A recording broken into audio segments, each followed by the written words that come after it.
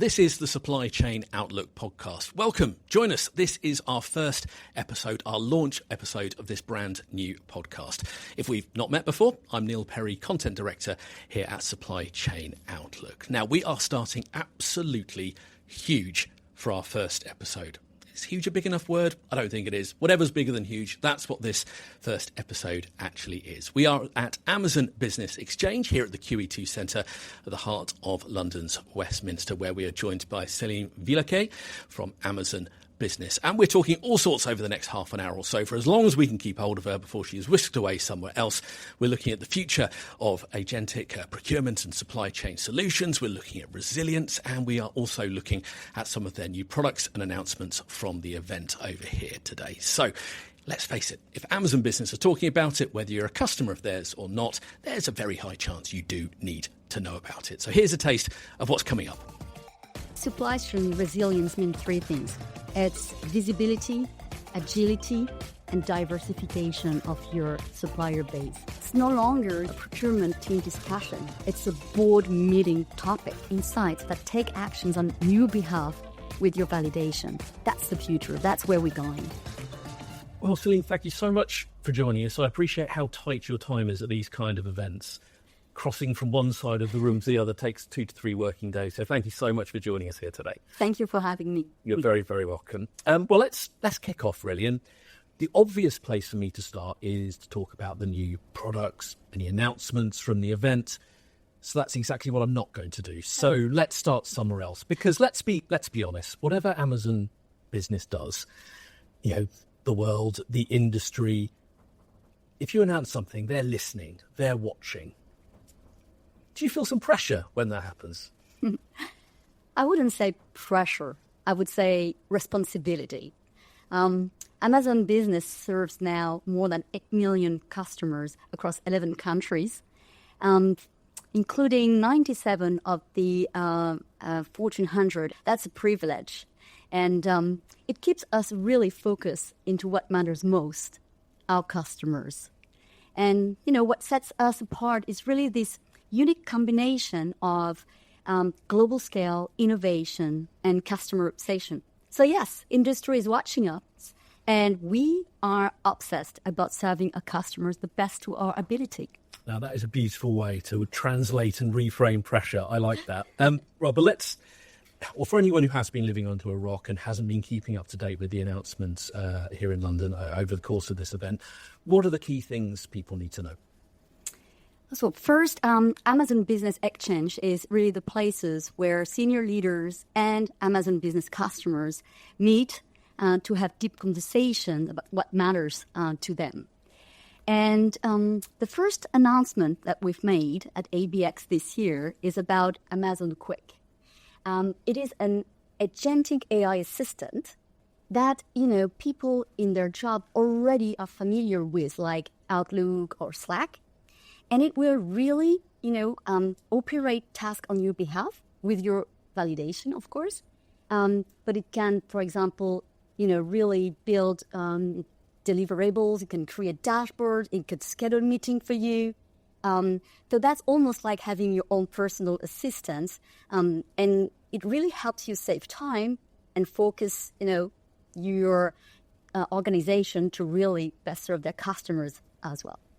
The second announcement was a spend visibility enhancement.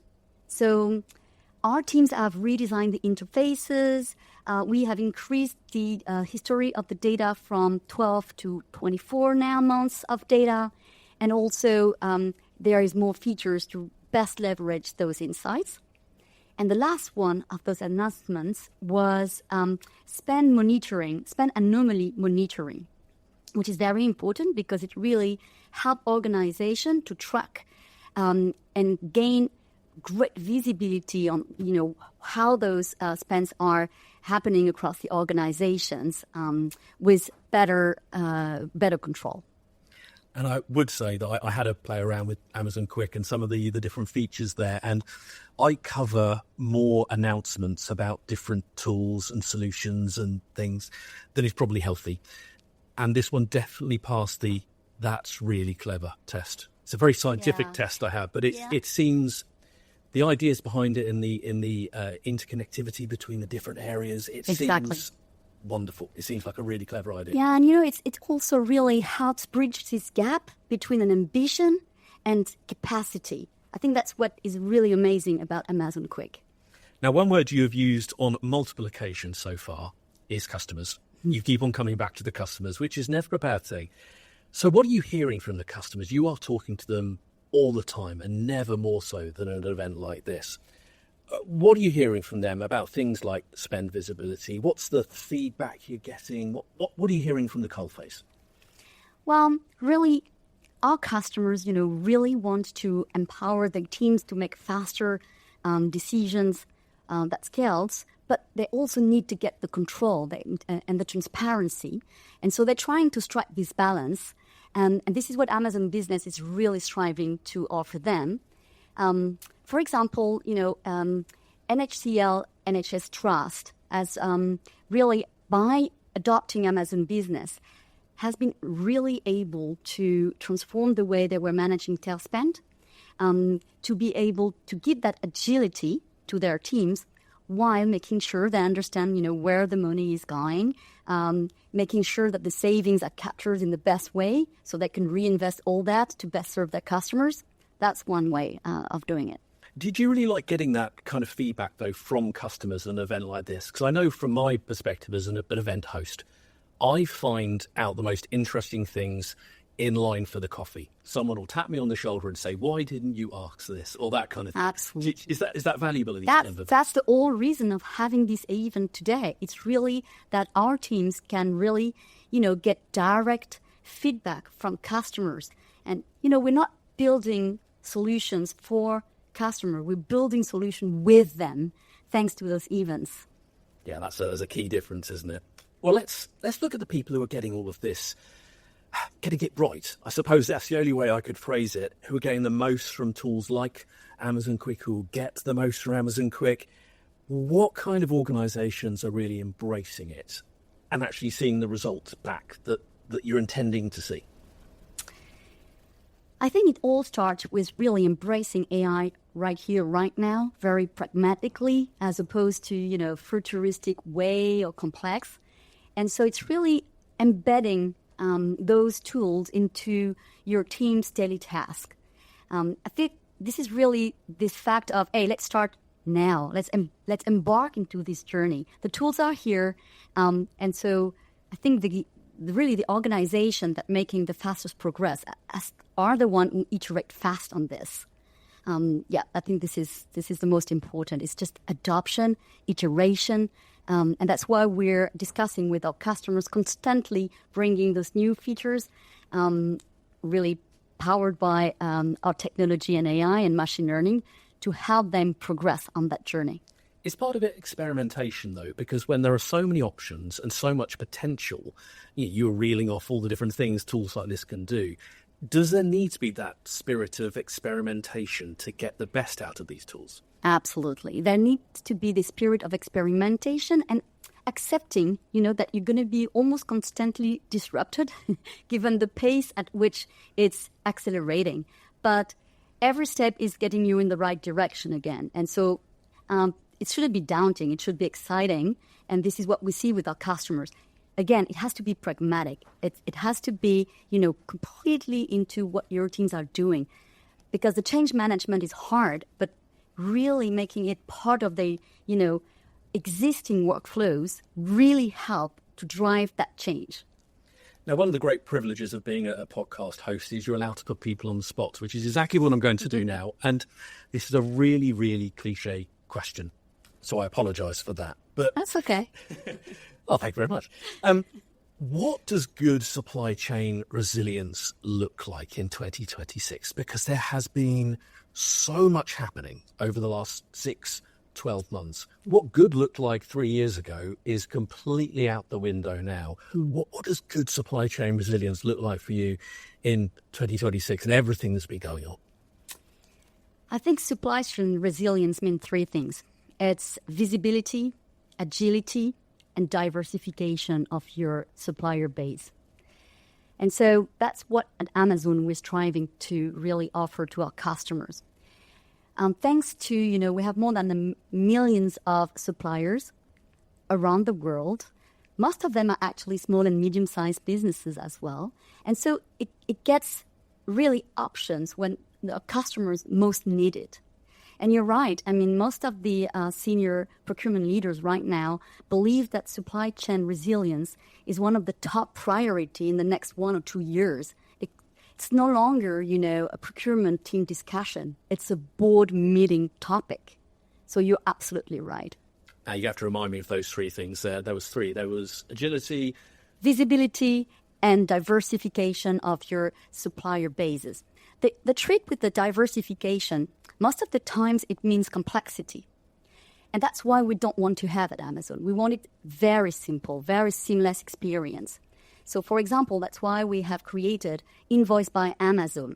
Invoice by Amazon will offer our customers the ability to access this very broad base of suppliers, but completely simplify how to manage that base because you just get one consolidated invoices.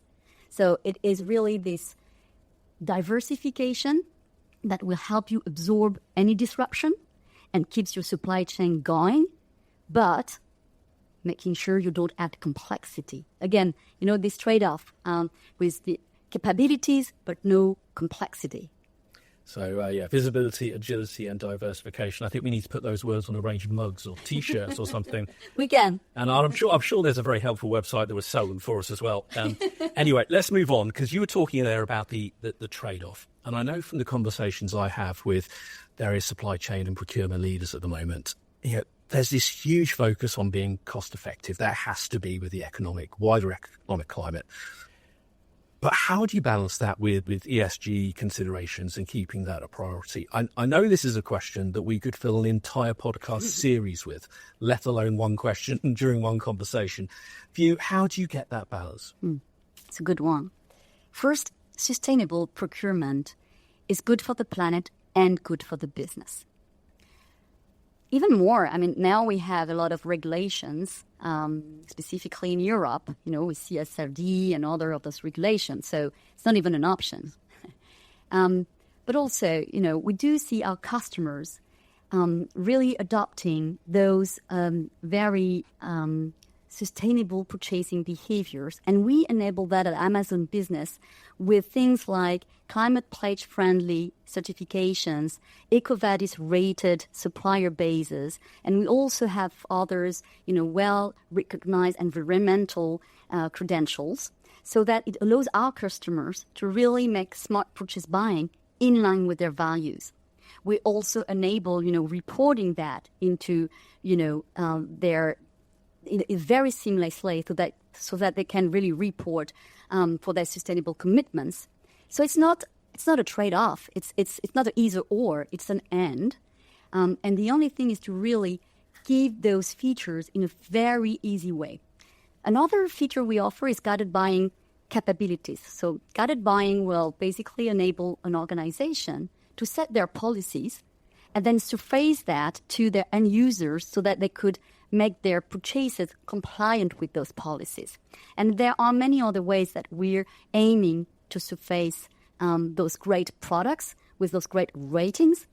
For example, a public institution would want to favor, the local suppliers. That's also feasible. You can select local businesses when you purchase with Amazon Business. So that's just a few of the examples of what we're doing to really enable organization to maintain the cost efficiency while embracing sustainable procurement. I guess that must have an awful lot of benefit for SMEs in this area. If we're thinking about enterprise level clients, they're going to have huge procurement teams. They're going to have huge sustainability teams. They'll probably talk to each other occasionally, if you're very lucky, maybe at the Christmas party. But for the SMEs, making sure they're fitting in with their ESG aims. They're wanting to become more sustainable. They're wanting to make smarter and better decisions, but they do not have the infrastructure to do it. Absolutely. Is this maybe solving that problem? Absolutely. Again, because we make it simple for our customers to find and surface those things, you don't need a huge procurement team to make those purchases, again, in line with your values. So, And those SMBs can really also select from other SMB suppliers so that when you purchase with Amazon Business, you're actually favoring that ecosystem and, develop a diverse and sustainable supplier base. That's a good approach. I want to get on to the future of procurement because I know time is against us somewhat. Everyone is always talking about visibility. It is the silver bullet. It is the dream. Everyone wants proper visibility. But for you, let's dig under that a little bit. How does that not only strengthen supply chain when you've got good visibility, but it also opens it up for growth in the future? How key is visibility to all of those aspects? I think the vast majority of procurement teams now understand that, faster data, reliable data, faster insights will really help their organization to make faster and better decisions. So data, powered by AI or machine learning is really helping organizations going in that directions. And, for example, with Amazon Business Analytics, we really helped organizations to access those information so that they could make sure their teams make decisions that scales, and again, while maintaining some monitoring to make sure, they understand where to optimize, that they can identify where can I make more savings opportunities. Is there a way I can benchmark as well, across my different categories, different organizations, and thanks to that benchmark drive optimization. So again, in a world where organization, they not only have to optimize for product savings, they have to optimize for the total cost of ownership. That requires not only data, but insights. And now, with agentic AI, not only you have insights that helps you advise, but you even have insights that take actions on your behalf with your validation. That's the future. That's where we're going. Sticking with that validation point, because that's something you've touched on several times, how critical is the human in the loop for you? Because the technology is incredible. It can make these wonderful decisions, but how critical is it there is a human in that decision-making chain? Every time you're talking about relationships, you need to have high judgment decision. This is where human in the loop is very critical. You can automate for very repetitive administrative tasks, that's okay. But if you're entering into, again, procurement is evolving from a back-end office to a really strategic area where really it helps organizations to drive efficiency, push for innovations. Those discussions need human in the loop. This is about really having those high judgment calls. I'm going to get on to some advice for anyone listening and watching in just a second, but I want to just loop back to what we were talking about right at the start about sort of the pressure with people watching, the industry watching, going, what are you doing over there? That's quite clever. Why are we doing that? The competition at the moment in this space for procurement supply chain tools is absolutely ferocious. There's so many great ideas out there, so many great tools.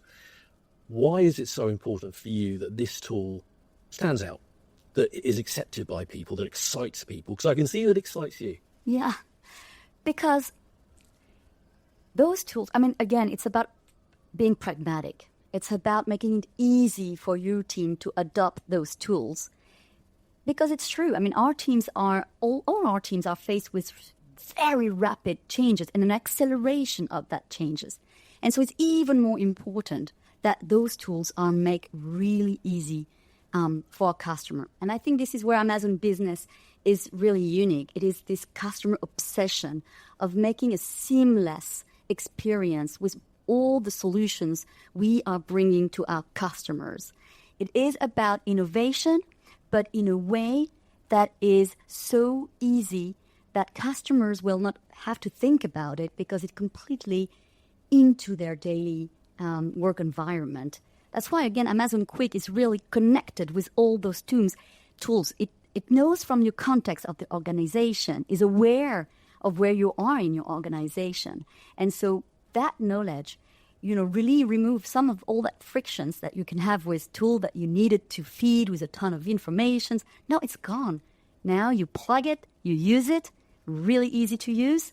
That's why I believe this is what is differentiating Amazon Business. It's really this customer obsession of seamless purchasing experience for smart business buying. And it's that user experience as well, because you don't want people going rogue and doing what they used to do. I tell you, the number of people I've spoken to in this kind of environment who, once the cameras have gone off, they tell me the story of how we were working with this organization. I went back in to see them, and they're using a spreadsheet that they started using in 2016 called final, hashtag use this one. Remind something. It happens a lot, doesn't it? The user experience, absolutely critical. But let's talk a little bit about the future and ways to be a part of it, because I'm sure there are plenty of organizations, professionals listening to this, thinking, my company, my department is not in this place yet. We are not part of that conversation. Our faces are pressed against the glass. We can see it, but we're not doing it yet. What would your advice be? What should those people be doing now to be part of that future? And you can't just say use our product. I'm not going to say that. No, I think the first thing is you don't have to take it all at once because it can be daunting. So I think there is a few steps. Frankly, I think it always starts with visibility. You need to have the data, the insights to understand and analyze. So this analytical power will really start to put you on that journey of making better decisions. So it starts with visibility. Then I think that really the next step is about really making sure that you understand that change management is a hard thing to do. And so you try again to embed that into their everyday life. It shouldn't be a training every 6 months. You're going to be disrupted. It's probably, continuous focus into evolutions. So it's probably more on the evolutionary journey that's the big bang. So I think this mindset is very important when you embark into this journey. The third one is really select tools that make it super easy for your teams to really take those insights and transform them from data to insight, insights to advice, advice to actions. That's a lot of those tools don't go to the last pieces. And so you can be surrounded with data, but you don't know what to do with it. So I believe this is what the 3 tools I mentioned are really striving to do. Simple, action-driven, and really focused to help customer save time for all these purchasing decisions so that they can spend that time into more strategic, value-added things that will better serve that customer, really. Well, Céline, I know your time is incredibly precious today. You've been super generous with your time. I can already see people lurking in the background needing to whisk you away to your next appointment. Thank you so much for joining us here on the Supply Chain Outlook podcast. It's our launch edition. And, start well. Thank you so much. Thank you for having me, Neil. Have a great rest of the day. Thanks.